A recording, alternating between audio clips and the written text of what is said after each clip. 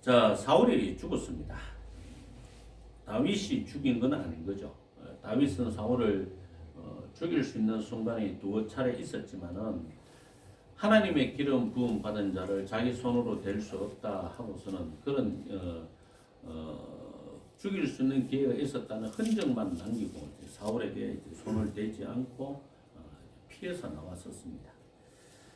그래서 어쨌든 이제 사울이 그 다음부터는 다윗을 쫓지 않았었는데 사울이 어쨌든 전쟁을 했습니다. 전쟁을 이제 블레셋 사람과 전쟁을 하고 그 전쟁 와중에 이제 죽게 되었던 거죠. 근데 다윗이 아말렉 사람을 쳐 죽이고 돌아와서 시글락에서 이틀을 머물렀는데, 그러니까 3일째 되는 날에 한 사람이 사울의 진영에서 나왔는데 그의 옷은 찢어졌고 머리에는 흙이 있더라. 그러니까 이제 엉망진창이었던 거죠. 그죠? 예. 그가 다윗에게 나와 땅에 엎드려 절하되라고 이제 이렇게 이야기를 했지만 하필이면 10절 보세요. 그가 엎드리진 후에는 살 수 없는 줄을 내가 알고 그의 곁에 서서 죽이고 그의 머리에 있는 왕관과 팔에 있는 고리를 벗겨서 내 죽게로 가져왔나이다 하니라 라고 이렇게 이야기했잖아요. 그러니까 사울의 왕관과 팔에 있는 고리를 벗겼는 거죠. 그죠? 예? 자기가 죽였다는 증거가 되는 거잖아요. 그죠? 예? 그래 이제 이 사람은 말하자면 이 사람은 기회주의자고 일종의 비겁한 자인 거죠. 예? 왜냐하면은 그 당시에 이제 주인이 죽으면은 자기가 섬기던 주인이 죽으면은 따라 죽어야 되거든요. 따라 죽어야 된단 말입니다. 일종의 그게 뭐 순장하고 비슷하지만은 뭐 주인에 대한 충성스러운 그런 행동으로 이제 생각이 되어졌는데, 그런데 이 사람은 따라 죽기는커녕 오히려 오히려 그를 죽이고 왕관하고 이제 팔에 있는 고리를 벗겨가지고 다윗한테로 와가지고 다시금 자기가 득세할 줄을 이제 생각했던 거죠. 다윗의 원수였으니까 내가 다윗의 원수였던 사울의 왕관과 그리고 팔고리를 가져가면은 다윗이 굉장히 기뻐할 것이다 이렇게 생각을 하고 자기가 해야 할 일을 하기보다는 비겁한 길을 선택한 겁니다. 그런데 이 모든 일들이 지금 이 세상에서도 일어나는 일 아닙니까? 지금 이 세상에서도 일어나는 일이잖아요. 조금 더 어떻게 해보려고 거짓말을 하고 비겁한 길을 걷고 배신자의 길을 스스로 선택하는 거잖아요. 원경 왕후에 보면은 그 채령이라는 그 후궁한테 원경 왕후가 이런 말을 합니다. 네 스스로 벼랑 끝에 서게 만들지 말아라. 이렇게 말합니다. 네 스스로 벼랑 끝에 서게 만들지 말아라. 근데 뭐 사람이 욕심이 들어가면은 그런 말이 눈에 들어오겠습니까? 그런 충고가 눈에 들어오겠습니까? 당연히 눈에 안 들어오죠. 당연히 채령이라는 이 후궁도 눈이 멀어가지고 권력 욕심에 눈이 멀어가지고 해서는 안 될 행동을 하는 바람에 궁궐에서 쫓겨났습니다. 궁궐에서 쫓겨났죠. 그러니까 사람이 욕심에 눈이 멀게 되면은 자기가 하는 행동의 결과가 자기를 벼랑 끝에 모는지 자기에게 이제 생명을 약속하는지 그 분별이 잘 안 갈 수가 있는 겁니다. 지금도 이제 생각을 해보면은 가만히 생각해보면 그렇지 않습니까? 저는 뭐 민주당을 욕할 생각은 전혀 없어요. 민주당은 원래 적대적인 정당이기 때문에 그렇게 행동하는 것이 당연한 거 아니겠습니까? 그죠? 그건 당연한 겁니다. 그런데 국힘당의 의원들은 뭐 하고 있는 거죠? 자기 당의 대통령이 이렇게 억울한 모함을 받고 있는데도 불구하고 그 박근혜 대통령을 탄핵소추했던 탄핵소추위원장이 누군지 아십니까? 권성동. 그러면 윤석열 대통령을 탄핵소추했던데 앞장섰던 사람은 누굽니까? 권성동. 강릉 사람들은 뭐 하는 거예요 지금요? 에? 어떻게 한나라의 대통령을 2번씩이나 탄핵소추하는데 앞장섰던 사람이 강릉시에서 뽑은 국회의원이 될 수가 있어요? 에? 그러고도 다음에 또 권성동을 또 뽑을 거예요 정말? 에? 그러면은 그러면 강릉 사람들이 나라 걱정한다는 것은 웃기는 얘기가 되고, 예? 그 다음에 또 대한민국의 무슨 강릉이라는 도시는 역적의 도시가 되는 거 아닙니까? 예? 어떻게 멀쩡한 대통령을 2번씩이나 탄핵하는 사람이 강릉에서 뽑은 국회의원 권성동입니까? 그게 도대체 그 말이 되는 얘기입니까? 말이.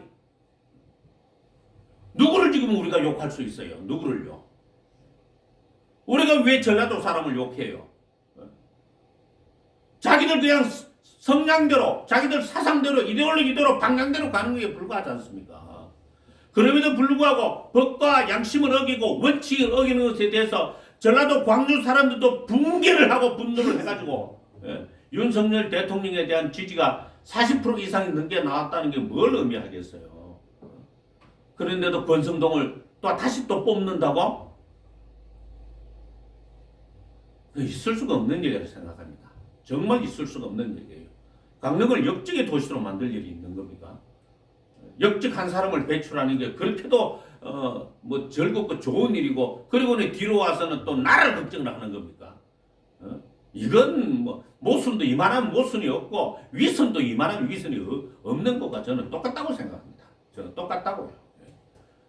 뭐하러 여기서 뭐 열차 타고 대모하러 가요? 뒤로 가서는 그냥 권성동이 뽑아줄 거잖아. 그런 사실 생각을 안 해보셨죠? 박근혜 대통령 탄핵소추위원장 권성동, 예? 윤석열 대통령 탄핵소추했을 때 앞장섰던 사람이 권성동. 예? 국힘당이 거기에 찬성을 안 했으면은 윤석열 대통령은 탄핵소추 안 당했습니다. 아시겠습니까? 철저하게 배신자고 비겁한 사람을 노렸다. 이 본문에 있는 것처럼 철저하게 비겁하고 배신자 노릇을 하고 있는 사람들이 국힘당 의원들입니다. 어디다가 지금 욕을 하는 겁니까? 민주당 욕을 할 필요가 전혀 없는 겁니다. 민주당 욕을 할 필요 없고, 전라도 사람이 어떻고 저떻고 그 말도 전혀 할 필요가 없는 거예요. 전혀 할 필요가. 강릉 사람들은 스스로 오른손을 들어가도 자기 뺨때기를 때려야 돼. 예? 저는 물론 권성동 안 찍었어요. 기회주의자라고 저는 진작부터 따랐기 때문에. 그리고 최민희 시장하고 약속을 한 것을 어겼다는 것을 딱 알고, 그러니까 권성동 의원이 한번 의원하고 그 다음에는 최민희 시장이 선배거든요. 그 다음에 국회의원 나가기로 했는데 권성동이가 약속을 어겼던 거죠. 그 뒤로부터 저는 절대 지지 안 했습니다. 사실은 최민희 전 시장이 국회의원으로서는 사실은 품격이 있는 사람 아닙니까? 나는 그렇게 생각합니다. 그 사람은 가톨릭 신자였는가 그런데 목사님들한테 굉장히 존중을 했거든요. 굉장히 존중을 했습니다. 늘 인사를 하고 목사님들의 애로사항을 들어주고, 또 강릉시 기독교연합회 원래 하면은 꼭 찾아와가지고 인사하고 가고, 예? 그랬단 말이죠. 그래서 이 사람이 이렇게 기회주의적이고 이제 비겁한 사람이 위기가 생기면은 나타나는 거예요. 위기가 생기면요. 우리나라가 지금 그런 꼴이죠. 평안할 때는 전부 다 충신인 것 같아. 그런데 위기가 딱 닥치면은 군인도 비겁자가 등장하고, 예? 경찰도 비겁자가 등장하고, 검찰도 비겁자가 등장하고, 예? 법원이야 뭐 말할 것도 없고, 판사들이 무슨 법대로 그런 얘기는 안 하는 게 좋겠습니다. 예. 그런데 어쨌든 이런 어떤 큰 일이 닥쳤습니다. 그랬더니 이제 다윗과 이제 그 아말렉 그 병사의 얘기가 왔다 갔다 하다가 11절에 가면은 이에 다윗이 자기 옷을 잡아 찢고 함께 있는 모든 사람도 그리하고, 그리고 사울과 그의 아들 요나단과 여호와의 백성과 이스라엘 족속이 칼에 죽음으로 말미암아 저녁 때까지 슬퍼하여 울며 금식하니라 라고 했습니다. 근데 다윗이 아말렉 사람한테 물었거든요. 어디 사람이냐? 이렇게 이야기하니까 이 사람이 이렇게 대답하면 되겠습니까? 나는 아말렉 사람 곧 외국인의 아들이니다. 요게 기회주의적이거든요. 나는 당신하고 다르기 때문에 당신은 이스라엘 사람이 아니기 때문에 이스라엘 사람들이 가지고 있는 충성서약에서 나는 해당하지 않는다 이야기인 거잖아요. 주인이 죽으면 그 충성을 바치는 의미로 같이 따라 죽는 그런 일은 나하고 상관이 없다 이 뜻이잖아요. 나는 외국인의 아들입니다라고 하는 것이 그죠? 맞죠? 그런 의미란 말이야. 그리고 이게 얼마나 기회주의적이고 비겁한 말입니까? 그런 기회주의적이고 비겁한 말과 행동이 그대로 나타나는 겁니다. 그러면 우리 기독교인들한테 물어봅시다. 세상의 빛과 소금, 도대체 세상의 빛과 소금이 뭘 어떻게 하겠다는 거죠? 세상의 빛과 소금이 돼야 된다. 좋아요. 맞아요. 그렇게 말씀하셨기 때문에 100% 정적으로 동의하고 진리의 말씀이라고 확실하게 인정합니다. 그런데 어떻게 행동하겠다는 거죠? 어떻게 행동하겠다는 거죠? 빛과 소금의 역할을 감당해야 된다. 그게 어떻게 행동하는 거예요? 그게 어떻게 행동하면은 빛과 소금의 역할을 감당하는 거냐고요. 그냥 말만 그렇게 하면은 그렇게 되는 거예요. 빛과 소금의 역할을 감당해야 된다. 이렇게 말만 하면은 빛과 소금의 역할을 감당하고 있는 게 되는 거냐고요. 우리가 이 성경 본문의 말씀으로 와서 돌아왔을 때 이렇게 생각해 볼 수 있지 않아요? 이런 위기 상황과 시험과 역경과 곤란과 어려움과 위기 상황이 닥쳐오면은 기회주의적인 행동을 보이면 된다 안 된다? 안 된다. 비겁한 행동을 보이면 된다 안 된다? 안 된다. 예? 그러면 안 되는 거잖아요. 아무리 나한테 손해가 미친다고 생각을 할지언정 그죠? 그렇지 않습니까? 약속을 지키고 의리를 지키고 믿음을 배반하지 않고 충성스럽게 나가는 것이 빛과 소금의 역할을 감당하는 거 아니에요? 그런 사람이 전환길 집사라고 이렇게 이 세상에 갑자기 튀어나온 거잖아요. 2달 전에만 해도 우리는 몰랐던 사람이잖아요. 갑자기 튀어나와가지고 자기가 한 달에 뭐 60억인지 1년에 20억 세금 버는 것 그거를 손해를 감수하고서라도 나는 이 일에 누가 나를 죽인다고 협박을 하더라도 뭐 폭탄 테러한다는 소리도 여러 번 있었대요. 그라운드 시도 뭐 그렇고 폭탄 테러해서 죽여버리겠다고. 그럼에도 불구하고 내가 올바른 말을 해야 되겠다. 이게 선지자 정신 아닙니까? 안 그렇습니까? 이게 빛과 소금 아니에요? 이것이 빛과 소금의 역할인 거잖아요. 이런 빛과 소금의 역할을 접어두고 국힘당 의원들 기타 등등 이 나라의 위기를 타가지고는 뭐 수방사 사령관이나 기타 무슨 사령관들이 그 비겁정의 같은 그런 소리를 하고 그게 말이 되는 얘기입니까? 그게 말이 되는 얘기냐고요. 그리고는 교회 앉아가지고 나는 장로임네 하고서는 또 나는 이 교회에서 충성스럽게 오랫동안 봉사했네 하면서 빛과 소금은 언제 되려고 그러는 거예요? 그럼 그건 아니겠죠. 그렇습니다. 기독교인들은 기회주의적이고 비겁한 행동을 하면 안 됩니다. 기회주의적이고 비겁한 행동을 하는 것이 아니라 내게 맡겨진 소임을 꾸준하게 따라가야 됩니다. 꾸준하게요. 왜 자꾸 타협하려고 그러고 말만 자꾸 앞세우려고 그럽니까? 말만 앞세우는 사람들이 누구였습니까? 바리새인들이 되는 거예요. 바리새인들입니다. 그러면은 그런 사람들은 바리새인들이 되는 겁니다. 우리는 그렇게 살아서는 안 된다는 것이죠. 그래서 어쨌든 다윗이 이런 어떤 기회주의적이고 비겁하고 자기의 자리를 끝까지 지키지 못했던 이 아말렉 사람이 외국인의 아들이라고 이렇게 이야기를 해도 알게뭐야 하고서는 죽여버렸습니다. 맞죠? 네? 그게 원칙이 되는 겁니다. 원칙대로 한 거죠. 다윗이 살인을 한 게 아니고 그것은 그 당시에 있었던 그런 그 여서니까. 예? 그럼 말하자면은 운명 공동체였던 거죠. 주인하고 다윗이 처음에는 또 칼을 든 종이었잖아요. 사울의 칼을 든 종이었잖아요. 그 운명 공동체였던 거죠. 운명 공동체. 거기에 대해서 이제 그런 어떤 관습대로 이제 다윗은 이제 했던 것 뿐인 것이고, 그 다음에 또 하나는 여호와의 기름 부음 받은 자에 대해서 이런 어떤 그 사울이 그렇게 아무리 간청을 했다고 하더라도 자기가 손을 대면 안 되는 거죠. 뭐 사울은 고통스러워서 빨리 죽고 싶었겠지만 어차피 피 많이 흘리면 죽게 되는 거잖아요. 그죠? 예? 그럼 굳이 뭐 사람이 피를 많이 흘리면은 그 죽는 시간이 굉장히 긴 게 아니고 의식을 금방 잃는 거 맞죠? 의식은 금방 잃습니다. 굳이 사울이 자기를 빨리 죽여달라고 한다고 해서 이제 그렇게 할 필요는 사실은 없었던 것이죠. 그리고는 자기를 따라 죽여야 되는데 따라 죽지 않고 자기가 도로 죽이고 왕관을 벗기고 팔찌를 갖고 왔으니까 팔고리를 갖고 왔으니까 이 얼마나 엄청나게 큰 잘못을 저지르는 게 되는 것입니다. 그래서 이 본문의 말씀을 통해서 하나님께서 우리에게 주시는 것은 기독교인들은 어느 한순간도 비겁하게 살지 말아라. 기독교인들은 어느 한순간도 기회주의자의 성격을 갖고 살지 말아라 하는 그런 게 아니겠습니까? 그죠? 자기 자리를 지키고 끝까지 충성을 다하라. 이게 지금 이 본문의 말씀을 통해 우리한테 가르쳐 주는 거 아니겠습니까? 그렇지 않겠습니까? 그러니까 그것이 곧바로 이제 빛과 소금의 역할을 감당하는 것이고, 빛과 소금, 너희는 세상에 빛이니 너희는 세상의 소금이니 하는 말씀을 좀 더 자세하게 적용을 하는 그런 본문이라고 볼 수가 있지 않겠냐 이 말인 겁니다. 그 다음에 이제 17절부터는 사울과 요나단을 위해서 이제 다윗이 슬픈 애가를 이제 부르는 겁니다. 다윗이 이 슬픈 노래로 사울과 그의 아들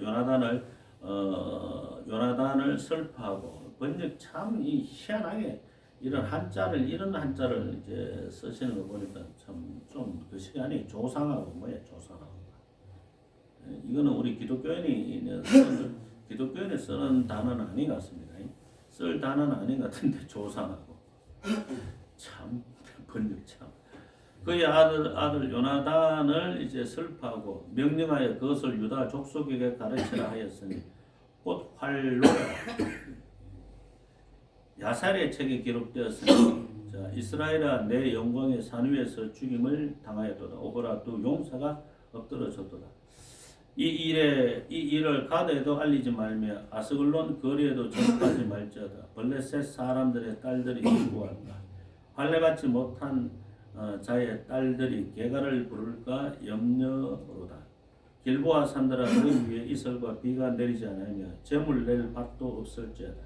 거기서 두 용사의 방패가 버린 바 됨이니라. 곧 사울의 방패가 기름 부음을 받지 아니함같이 됨이로다. 죽은 자의 피에서 용사의 기름에서 요나단의 활이 뒤로 물러가지 아니하였으며 사울의 칼이 헛되이 돌아오지 아니하였도다. 그 요나단의 활이 뒤로 물러가지 아니했다는 말은 무슨 말입니까? 그러니까 요나단의 활이 뒤로 물러가지 않았다는 말은 피하게 도망가지 않았다는 말이죠. 그죠?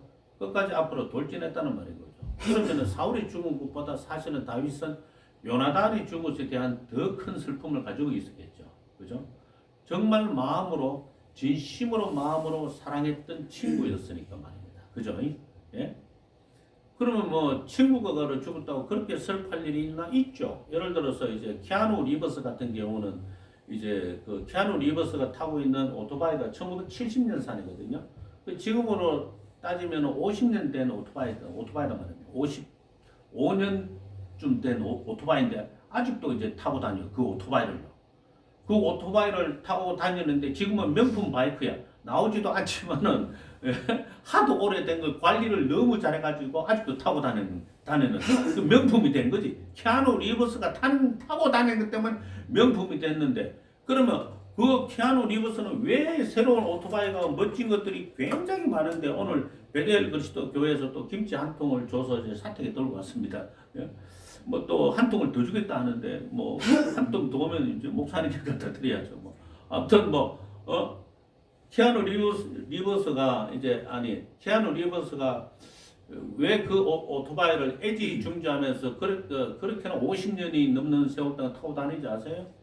자기 친구 리버 피닉스를 설득해가지고 그 헐리우드에 와가지고 이제 어떤 영화에 출연하려고 했는데 리버 피닉스가 출연을 안 하려고 한 거야.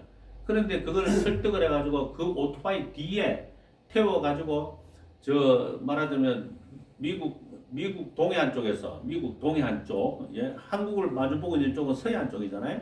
근데 대서양 쪽이죠. 미국 그 동해안 대서양 쪽 저 위에서부터 저 밑에까지 그 몇만 킬로인가 그 엄청난 거리를 오토바이를 타고 내려온 거예요. 그리고 친구와 같이 오토바이를 타고 내려왔는데 그 친구가 영화 촬영하고 어쩌고 얼마 안 있다가 사망을 했거든. 그 슬픔을 잊지를 못해가지고 이 오토바이를 버리지를 못하는 거예요. 오토바이를요. 왜냐하면 자기 친구가 그 오랜 세월을 같이 해왔던 그 먼 거리를 장거리 여행을 오토바이를 타고 한 거예요. 오토바이를. 예.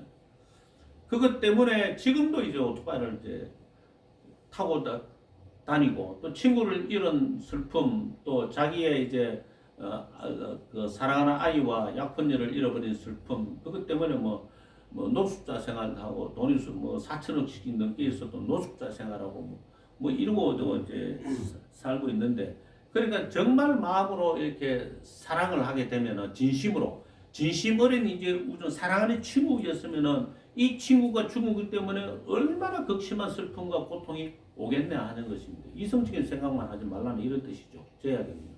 그렇지 않겠어요? 어거스틴도 마찬가지잖아요. 예. 그 자기 친구의 이름을 명확하게 안 밝히고 있었지만은 자기 친구를 가리켜서 어거스틴이 뭐라고 이야기를 했습니까? 자기 친구가 자기가 하루도 빠지지 않고 만나고 우정을 나누는 것에 대해서 예? 두 몸에 깃든 한 영혼이라고 표현했습니다. 그러니까 친구의 몸과 내 몸인데 영혼은 하나다 이렇게 생각해서 두 몸에 깃든 한 영혼이라고 이렇게 표현을 하고서는 나중에는 고백너는 잘못된 표현이라고 자기가 이제 옳은 표현은 아니라고 그렇게 이야기를 했지만은 그렇게 두 몸에 깃든 한 영혼이라고 이렇게까지 말을 했으니까 이 요나단의 죽음에 대해서 다윗은 얼마나 슬퍼했겠나 말이죠. 그죠? 그 액끓는 심정 그런 마음을 가지고 있었던 것이죠. 사울과 요나단이 생전에 사랑스럽고 아름다운 자이러니 죽을 때에도 서로 떠나지 아니하였도다. 그들은 독수리보다 빠르고 사자보다 강하였도다. 이스라엘 딸들아 사울을 슬퍼하여 울지어다. 그가 붉은 옷으로 너희에게 화려하게 입혔고 금 노래개를 너희 옷에 채웠도다. 오호라 두 용사가 전쟁 중에 엎드러졌도다. 요나단이 내 산 위에서 죽임을 당하였도다. 내 형 요나단이여 내가 그들을 애통하면 그들은 내게 심히 아름다움이라 그대가 나를 사랑함이 기하여 여인의 사랑보다 더 하였도다. 이렇게 이야기할 정도인 거죠. 우리가 살아생전에 이만한 우정을 만나볼 수 있겠습니까? 네? 이만한 우정을 만나볼 수 있겠어요? 친구 사이에 아주 아름다운 친구 사이를 나타내는 나타내는 한자 성어가 많잖아요. 막역지유, 관포지교, 수어지교, 그 다음에 이제 어릴 때부터 같이 자라온 걸 뭐라 그러죠? 중마고우. 그 많은 말들이 있지만은 뭐 그런 어떤 그 다음에 그런 표현들 속에서도 가장 아름다운 그 표현이 뭡니까? 지음지교라고 그러죠. 지음지교. 내가 말하는 소리를 알아들어주는 친구. 이게 검은고와 관련된 종자기하고 그 관련된 그 고사에서 나오는 이야기가 지음지교잖아요. 이런 사람을 만나볼 수 있겠습니까? 우리 평생에. 그러니까 좋은 친구 하나 만나는 것도 하나님의 복이 없으면 안 된다는 거죠. 그것조차도 하나님께서 우리에게 내려주시는 복인 거야. 이제 아름다운 친구를 만나는 것조차도. 그래서 이제 사울의 집안이 다 망했지만 요나단의 자손이 남았어요. 이 요나단의 자손을 다윗은 끝까지 보살펴 줍니다. 끝까지 보살펴 주고 끝까지 이제 지켜주는 것이죠. 자, 27절 오호라 또 용사가 엎드려졌으며 싸우는 무기가 망하였도다 하였더라. 라고 이렇게 해서 다윗은 이제 자기의 이제 슬퍼하는 것을 이제 이렇게 노래를 지어서 이제 이야기를 했었습니다. 자, 이렇게 해서 이제 우리가 사무엘하 1장을 이제 마치고 다음 주부터 이제 다윗이 이제 왕이 되는 그 과정을 이제 우리가 함께 공부하도록 하겠습니다. 자, 다 함께 기도하도록 하겠습니다.